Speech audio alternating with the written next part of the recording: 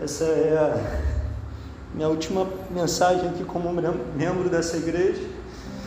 Uma igreja que eu aprendi a amar, respeitar, cuidar e a me dedicar durante esses 24 anos da minha vida.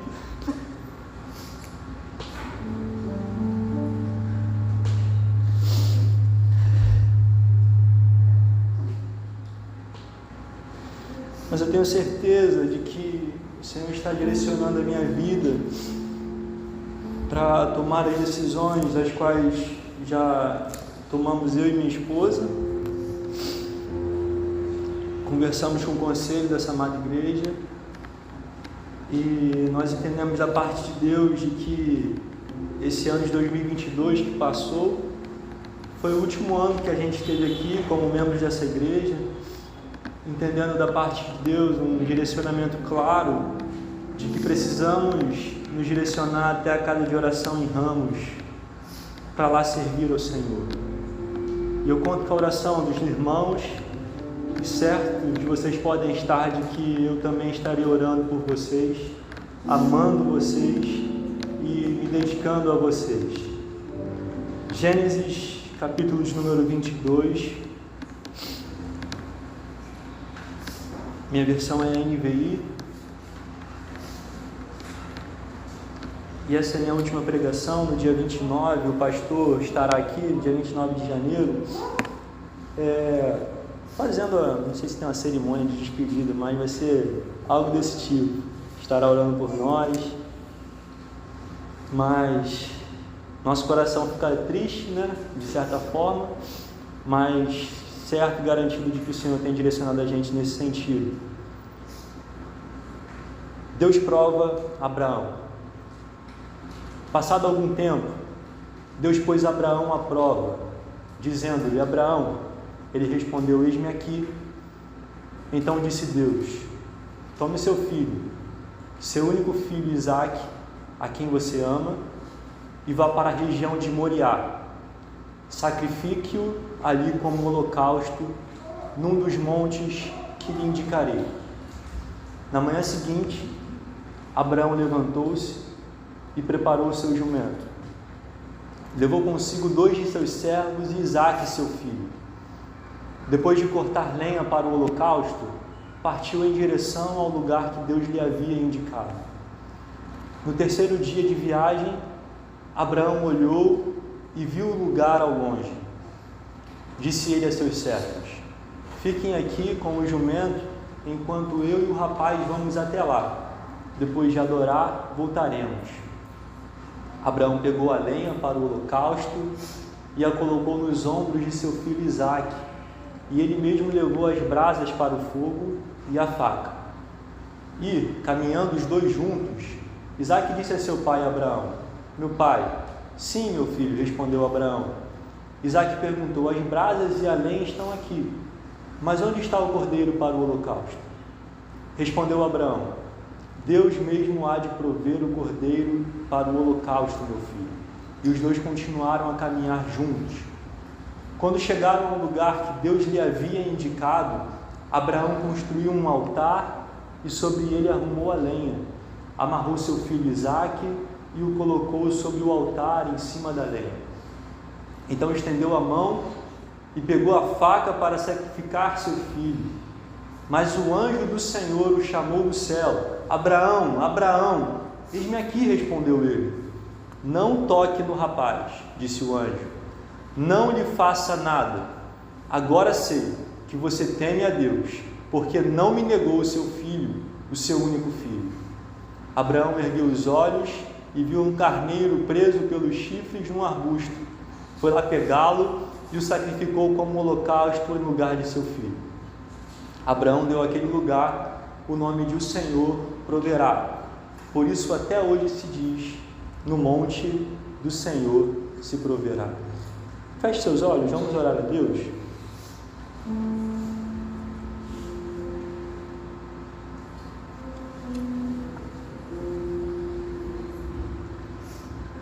Pai, obrigado por estarmos aqui, Deus, nessa noite de domingo.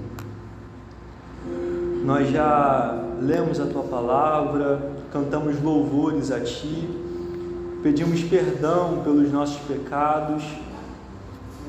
E esse é o momento, Pai, que nós separamos para ouvir a Tua voz, Senhor. E nós queremos te clamar, Espírito Santo de Deus, quebranta os nossos corações nessa noite. Torna os nossos corações um terreno fértil para o plantio da Tua palavra, Pai. E que possamos sair daqui certos de que o Senhor falou conosco, certos de que o Senhor nos ouve, certos de que Tu nos ama e precisamos obedecer a Ti. Paizinho, obrigado por essa oportunidade, uma rica oportunidade. Eu te peço, fala profundamente aos nossos corações nessa noite. Te oramos em nome de Jesus, Pai. Amém. Queridos, se eu pudesse dar um título para essa mensagem, obrigado, querido. Eu a colocaria como a caminhada na fé. Hebreus, capítulo de número 11, versículo de número 1, diz que a fé é a certeza das coisas que esperamos e a prova das coisas que nós não vemos. E a gente precisa entender que existem diferentes níveis de fé. Quando Jesus chega para determinadas pessoas e as aprova por conta da sua fé, diz: filha, vai, a tua fé te salvou, a tua fé te curou. A outras pessoas ele diz: homens de pequena fé. E a gente consegue perceber que existem passos, níveis de profundidade se nós formos falar de fé. Certa vez, Jesus comparou a fé como um grão de mostarda. Luciano Subirá, quando ele lê na versão NVI, a NVI utiliza do tamanho de um grão de mostarda, e outras versões utilizam como um grão de mostarda. E o Luciano Subirá, ele costuma reprovar essa tradução da NVI, do tamanho de um grão de mostarda, porque não foi exatamente isso que diz a palavra no original. Não em relação ao tamanho da semente, mas em relação a quando a semente é plantada, ela se multiplica e ela cresce. E a mostarda que tinha 1 a 2 milímetros se torna uma árvore grande de 3 metros de altura.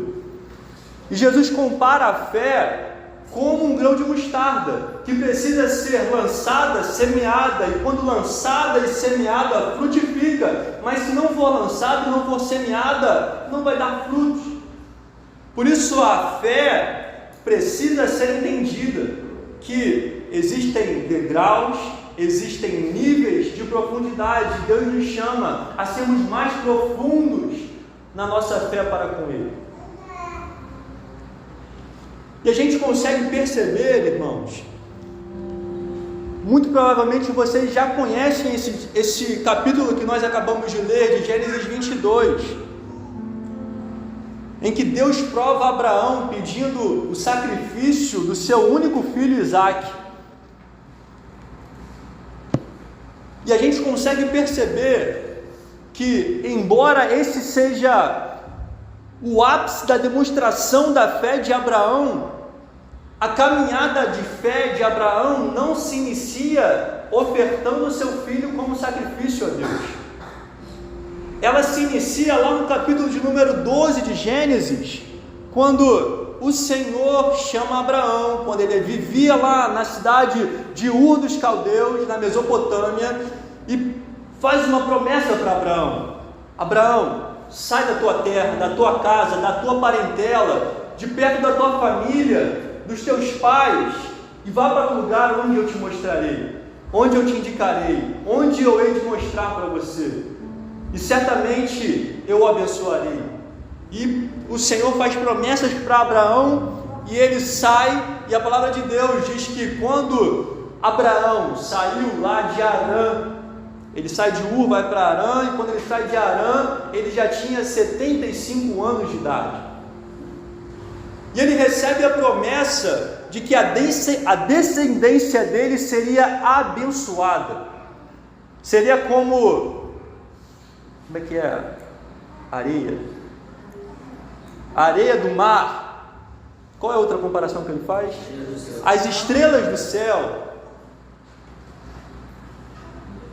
E percebam que a caminhada de fé de Abraão não se inicia em Gênesis 22, mas ela se inicia com a decisão de Abraão de sair da sua cidade, de sair de perto dos seus parentes, para ir até o local que o Senhor havia de indicar a ele. Caso Abraão não tivesse saído da cidade dele naquele momento, naquela época, e não tivesse decidido obedecer ao Senhor, ele poderia não chegar a esse momento de uma fé profunda no Senhor da palavra.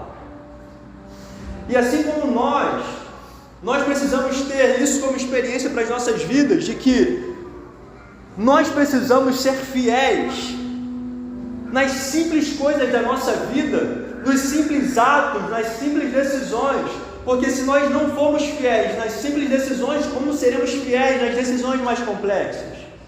E a caminhada da fé, ela precisa se iniciar, e ela vai te proporcionando viver algo mais profundo com Deus, de maneira que você vai se relacionando com Ele, você vai experimentando coisas com Ele, e a sua fé vai sendo fundamentada no Deus da palavra, em Jesus Cristo, nosso Senhor, e a partir daí você vai se desenvolvendo cada vez mais profundamente com esse Deus da palavra, de maneira que você plantou a semente, o grão de mostarda, e ela, quando plantada, semeia, dá fruto e cresce e vira uma grande árvore.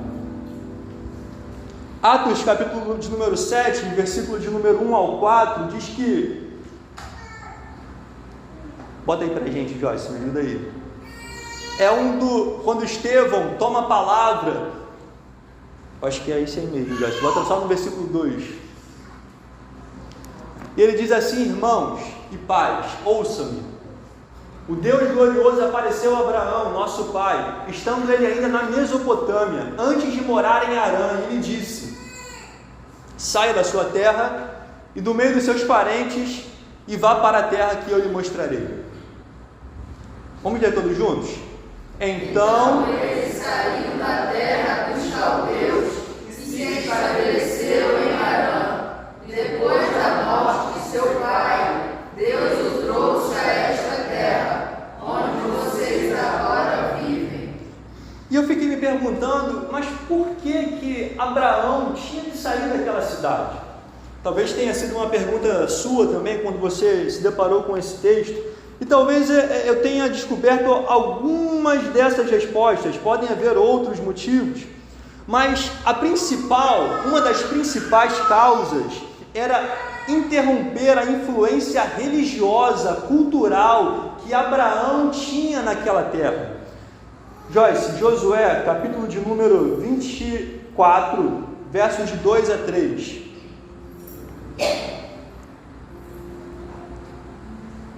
Assim diz o Senhor, o Deus de Israel: há muito tempo, os seus antepassados, inclusive Terá, pai de Abraão e de Naor, viviam além do Eufrates e prestavam culto a outros deuses.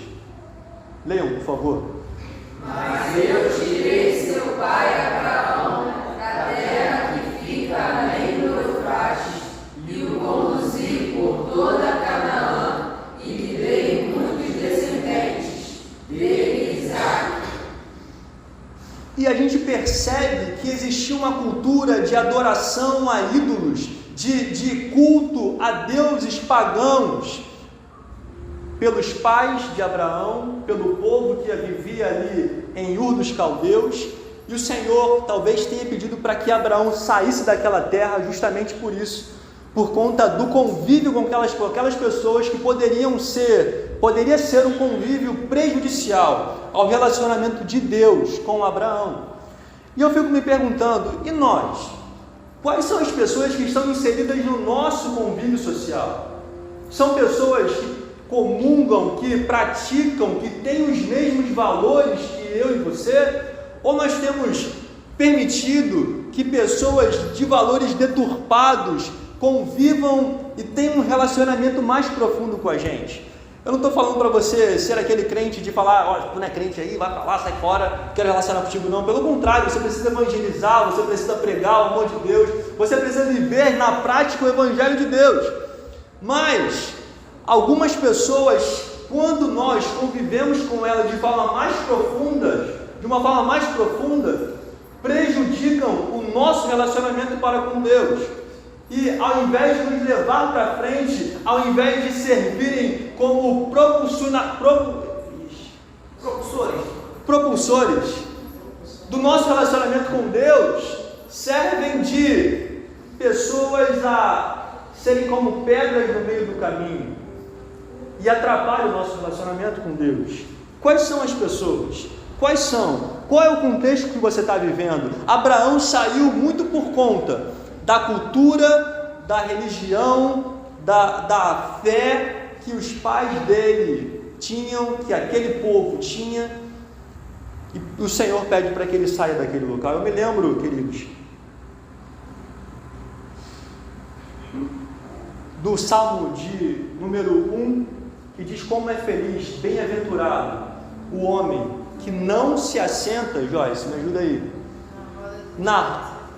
a outra versão, que não segue o conselho dos ímpios, não imita a conduta dos pecadores, nem se assenta na roda dos zombadores. Antes o seu prazer está na lei do Senhor, e na sua lei medita de dia e de noite. Querido, onde está o nosso prazer? Quais são as pessoas que nós temos decidido nos relacionar? Antes, o meu e o seu prazer precisam estar fundamentados na lei do Senhor e nela meditarmos de dia e de noite. Segundo ponto, que eu creio que seja um dos motivos que Abraão saiu lá daquela cidade, era justamente para que a sua fé fosse desenvolvida, para que a sua fé fosse amadurecida. E quando Abraão decide obedecer a Deus, ele começa a viver a partir daí uma caminhada de fé, e ele começa a ter experiências com Deus, e ele começa a viver de forma prática o relacionamento dele com Deus, e consegue ver coisas maravilhosas que Deus fez através da vida dele, sobre a vida dele. E a gente consegue ver lá em Romanos 10, de versículo 17, que a fé vem pelo ouvir, e ouvir da palavra de Deus, de Cristo. E quando o Senhor, a gente pode olhar lá para trás, entender que não existia uma Bíblia escrita. A Bíblia estava sendo escrita ali, e estava sendo vivida naquele momento por Abraão. E o relato, ou melhor, a palavra de Deus vinha do próprio Deus. Eles falavam lá, e Abraão vai para lá, vai para cá, eu estou direcionando para cá. Deus aparecia para Abraão, e ele falava com Abraão, e a fé de Abraão era amadurecida, de maneira que a fé dele também, desde então, desde daquele tempo, vinha pelo ouvir, e ouvir da própria palavra direto de Deus, nos seus ouvidos.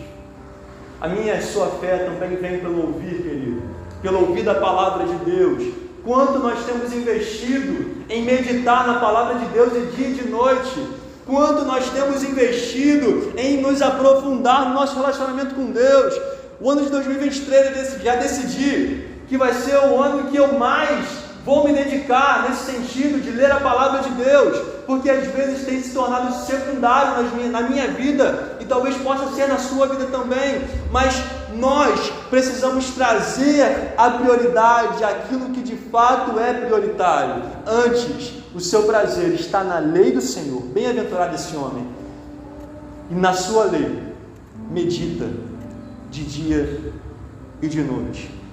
E eu acho muito interessante a gente pensar também que as promessas de Deus não estão limitadas à nossa condição humana, aos nossos limites humanos.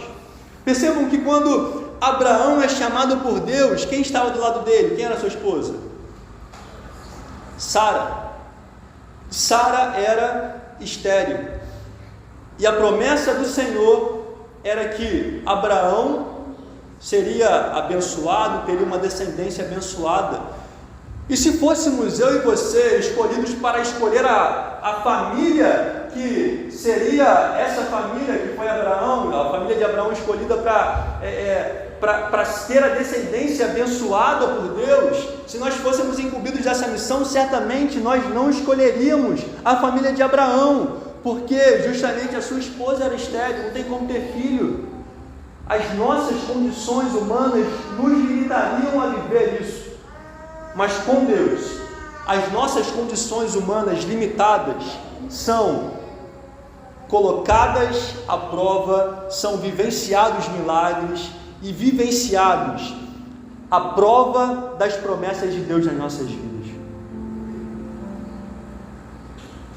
Ele estava rodeado por um povo idólatra. Ele talvez vivia numa cultura idólatra. E eu me lembro de Isaías, quando ele tem um encontro com Deus, e ele diz: Senhor, ai de mim, porque os meus olhos te viram.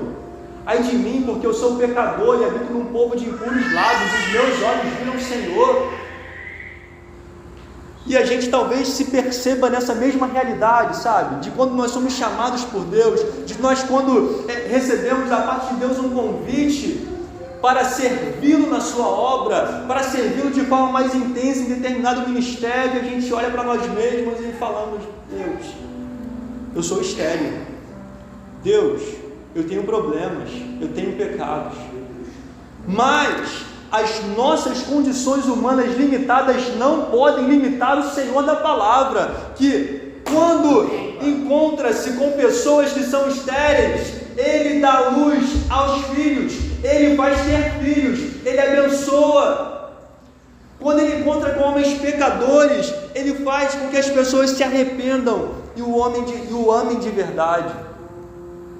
Querido, se a tua condição humana, os teus limites que têm sido apresentados diante da tua vida estão fazendo você repensar, não repense, continue acreditando no Deus que te prometeu, porque se Ele te prometeu, Ele é fiel para cumprir, independente da forma como acontecerá. Mas talvez fuja dos padrões humanos, talvez Ele tenha que realizar um milagre, mas fique tranquilo, Ele vai fazer.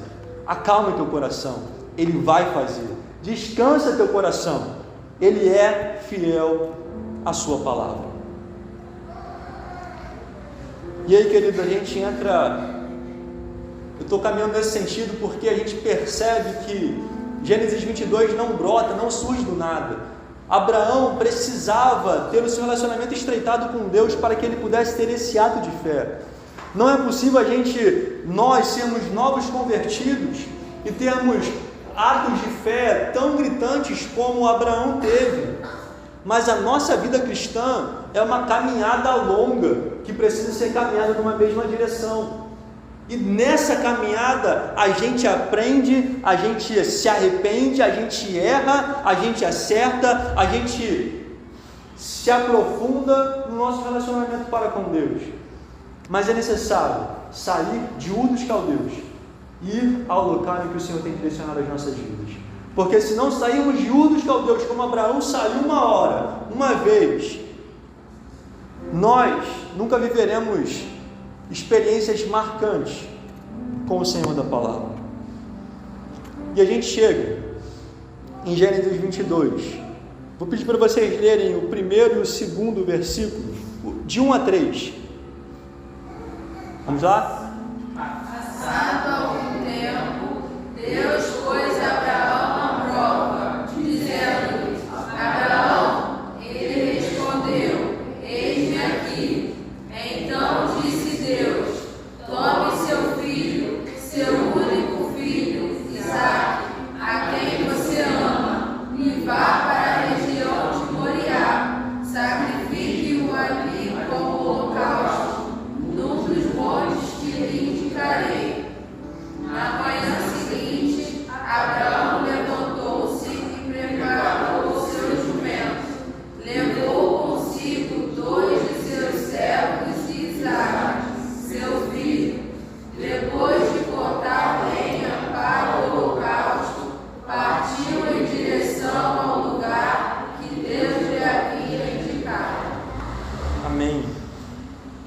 diz: Abraão, quando saiu de Harã, tinha 75 anos. Nesse meio tempo nasce Ismael, né, o jeitinho lá que ele dá, com a serva de Sara.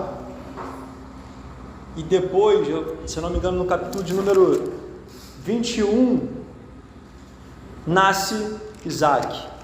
Alguns capítulos antes, no capítulo de número 18, Deus promete um filho a Abraão. E a gente consegue perceber que 75 anos ele tinha quando saiu de Harã. E quando Isaac nasce, ele tinha 100 anos de idade. 25 anos, só isso para o filho da promessa nascer. Só 25 anos. Minha idade, quase. Vou fazer agora 9 de março, 25. Demorado um pouquinho, né? E às vezes o nosso coração fica entristecido. Meu Deus, já lembra daquela promessa lá atrás? Que você tinha prometido? Já fazem 5 anos, Senhor. Já fazem 10 anos. Já se passaram 15, 20, 25 anos. E Isaac nasce. Abraão tinha 100 anos de idade. Demorou um pouquinho. Deus prometeu que de Isaac, a partir de Isaac, por meio de Isaac, toda a descendência de Abraão seria abençoada. Ele era o filho da promessa.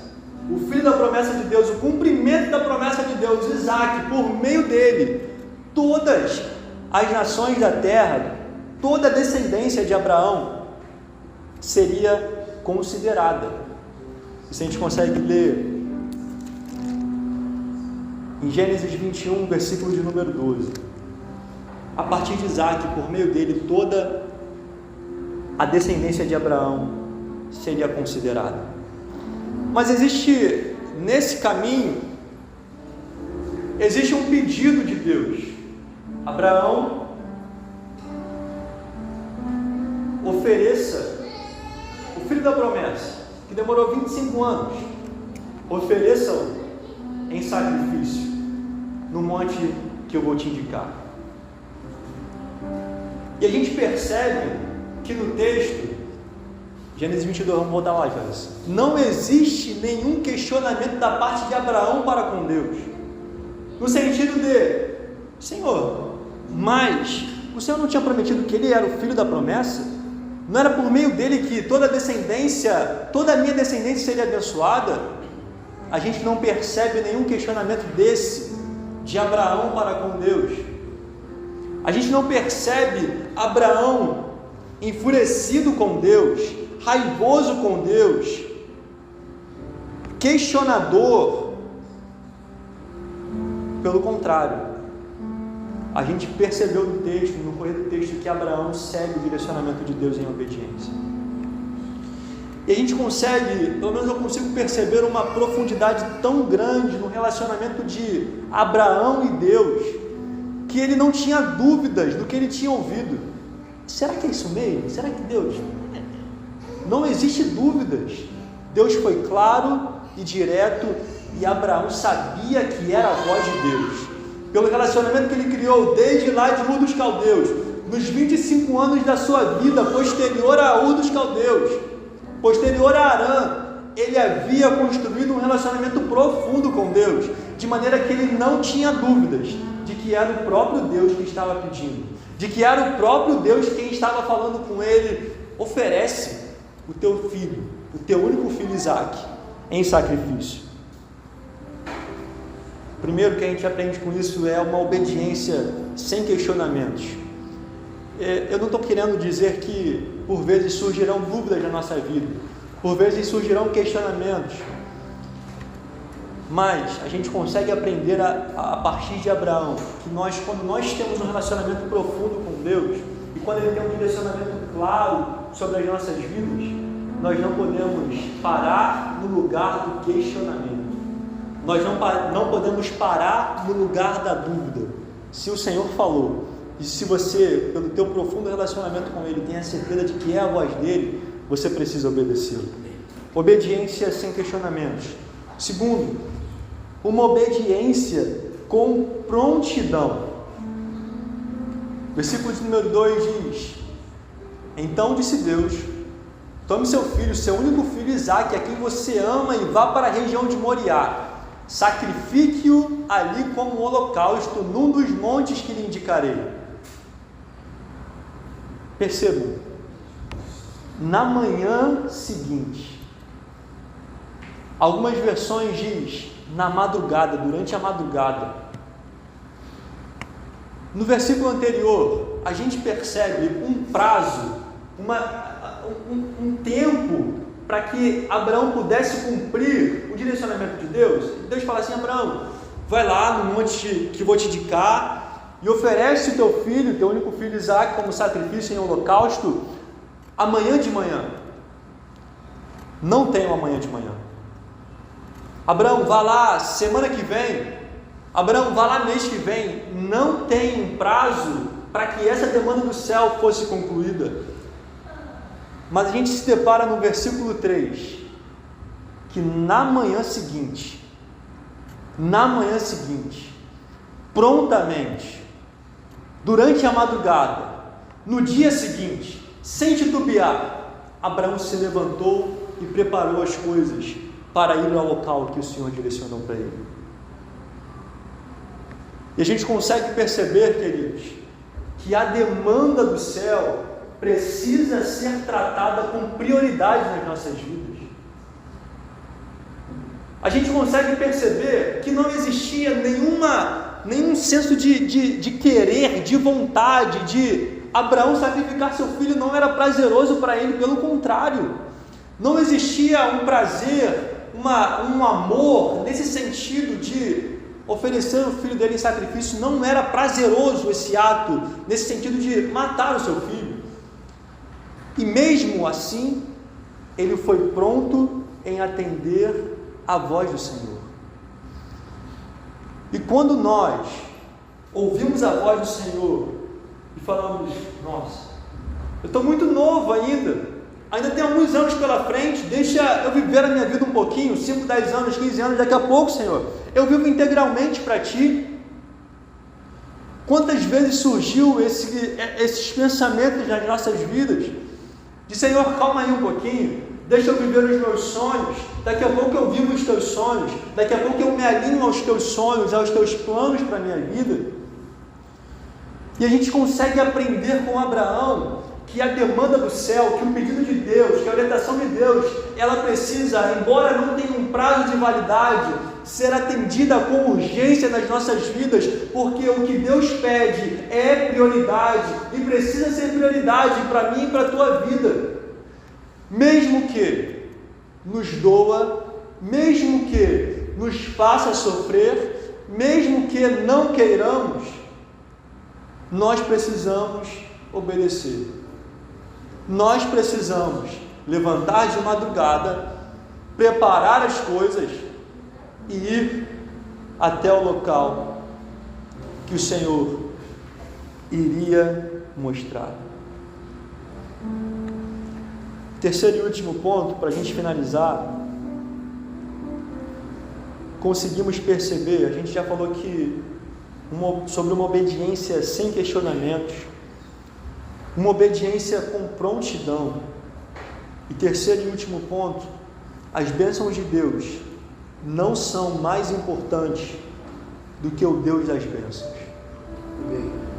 Nenhuma bênção de Deus nas nossas vidas pode ou deve ocupar o lugar que é destinado somente ao Senhor, que é justamente um lugar de primazia, de prioridade, que é justamente um lugar que só Ele pode ocupar. E quantas vezes nós colocamos as nossas bênçãos no trono em que só pode ser ocupado pelo Senhor das bênçãos?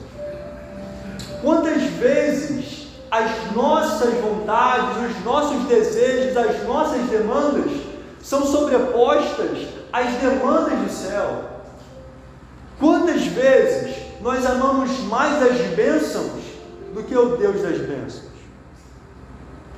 Rafael estava pregando hoje, João capítulo de número 6, depois que Jesus faz a multiplicação dos pães e dos peixes, e há uma multidão que se alimenta daqueles peixes, e Jesus vai para o outro lado do mar, e a multidão vai em encontro a ele, e vai seguindo Jesus, E Jesus chega para eles e fala, vocês não estão me seguindo porque viram os milagres e creram em mim, mas vocês me seguiram e estão me seguindo porque comeram os pães e se fartaram. E aquela multidão é confrontada de uma forma que ela começou a dizer: dura é esta palavra, quem pode suportar?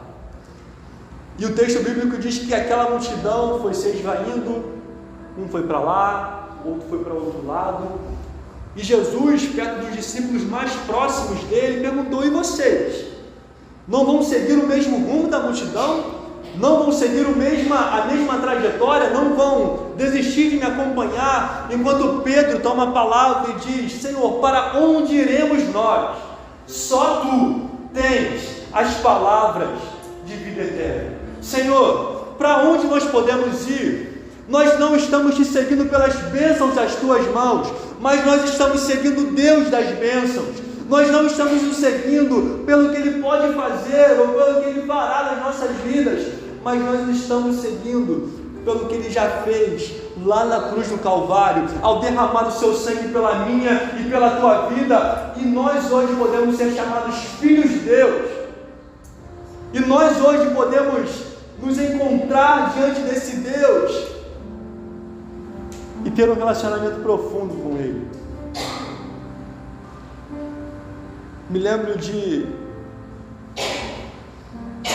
Samuel, Ana, mais uma mulher que é estéril na Bíblia, recebe a promessa de Deus de que ela teria um filho. Ela tem o filho Samuel, que era o que ela mais queria, que era o maior desejo dela. E quando ela desmama o menino, o que ela faz? Oferta ao Senhor. A maior bênção que ela queria. Nasceu Samuel, nasceu Isaac. E a maior bênção que esses homens, heróis da fé, receberam, eles resolveram entregar ao Senhor. Ana resolveu entregar Samuel como desmamado ao Senhor, ofertá-lo ao Senhor. E a gente consegue perceber a importância do profeta Samuel nas Escrituras, de maneira que a gente consegue olhar para as nossas vidas e pensar: que daria ao Senhor? Que daria ao Senhor por todos os benefícios que Ele tem feito? Quais são os Isaques que eu preciso levar? Quais são os Samuéis que precisam ser ofertados? Nenhuma bênção de Deus pode ocupar o lugar dele nas nossas vidas. E a gente consegue perceber que o final da história, dessa história de fé, é o Senhor provendo o sacrifício. É o Senhor dizendo: não faça mal ao menino, não faça mal ao menino. Eu agora conheço a tua fé, eu agora conheço o teu coração. Era só uma prova. E quantas provas na nossa vida nós estamos vivendo, mas a gente não tem se levantado durante a madrugada e ido ao local da obediência ao Senhor. Eu queria te encorajar, querido. Por mais que seja amedrontador, por mais que seja difícil a decisão, a atender à demanda do céu com prioridade, a obedecer o Senhor, e você conhecer o Jeová Jireh, o Deus que provê. O Senhor proverá. Foi esse o nome que Abraão deu àquele monte. Se coloque de pé.